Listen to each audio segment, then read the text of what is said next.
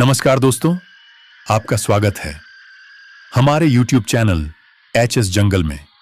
दोस्तों, आज की कहानी एक ट्रक ड्राइवर रमेश की है, जो पैसे से एक ट्रक ड्राइवर है। दोस्तों, हम आपके लिए नई नई हॉरर स्टोरी लेकर आते रहेंगे, लेकिन उससे पहले मेरी आपसे एक रिक्वेस्ट है कि आप हमारी वीडियो को देखते तो हैं, लेकिन उसको लाइक और सब्सक्राइब नहीं करते। दोस्तों, यदि आप हमारे चैनल को लाइक और सब्सक्राइब करते रहेंगे तो इससे हमारा मनोबल बढ़ेगा और हम आपके लिए नई नई हॉरर स्टोरी प्रतिदिन लेकर आते रहेंगे। तो दोस्तों, हम देर ना करते हुए शुरू करते हैं। रमेश को ट्रक चलाते हुए 15 साल हो चुके थे। उसने हर तरह की सड़कें देखी थीं, पहाड़, रेगिस्तान, तूफान और भयानक रातें। लोग कहते थे कि रमेश को डर नाम की चीज नहीं आती, लेकिन उस रात डर खुद रमेश को ढूंढ रहा था। वह रात नवंबर की थी। ठंडी हवा, काला आसमान और बादलों में छुपा चांद। रमेश को एक जरूरी माल जंगल के उस पार वाले शहर तक पहुंचाना था। अगर सुबह तक डिलीवरी ना होती तो भारी नुकसान होता। ढाबे पर चाय पीते समय बूढ़े ढाबे वाले ने चेतावनी दी, बेटा, आज मत जा। जंगल वाला रास्ता रात में ठीक नहीं, वहां आत्माएं भटकती हैं। रमेश हंस पड़ा, बाबा, मैं भूत वूत नहीं मानता। ढाबे वाले ने उसकी आंखों में देखा और धीमे से बोला, जो नहीं मानते वही ज्यादा मिलते हैं। रमेश ने ट्रक स्टार्ट किया और जंगल की ओर बढ़ गया। जंगल का सन्नाटा जैसे ही ट्रक जंगल में घुसा, मोबाइल का नेटवर्क गायब हो गया। सड़क संकरी होती चली गई। दोनों ओर ऊंचे ऊंचे पेड़, जिनकी डालियां सड़क की तरफ झुकी हुई थीं, जैसे कोई हाथ बढ़ाकर रोकना चाहता हो। रेडियो अपने आप बंद हो गया। घड़ी ने रात के 12:12 बजाए। तभी रमेश को लगा कोई उसे देख रहा है।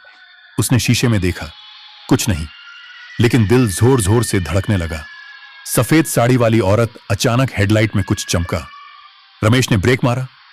सड़क के बीच एक औरत सफेद साड़ी में खड़ी थी। उसके बाल चेहरे पर बिखरे हुए थे, पैर नंगे थे, शरीर बिल्कुल स्थिर। रमेश ने हॉर्न बजाया, वह नहीं हिली। मजबूरी में रमेश नीचे उतरा।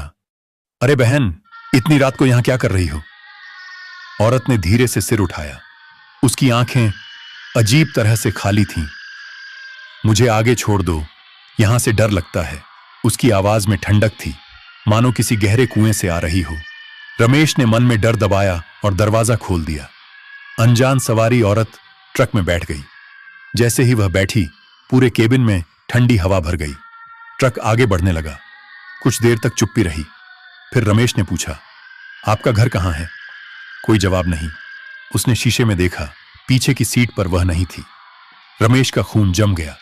उसी पल उसके कान में फुसफुसाहट हुई, पीछे मत देखो। उसका हाथ कांप रहा था। उसने खुद से कहा, थक गया हूं, भ्रम हो रहा है। खूनी मोड़ कुछ किलोमीटर आगे सड़क पर एक मोड़ आया।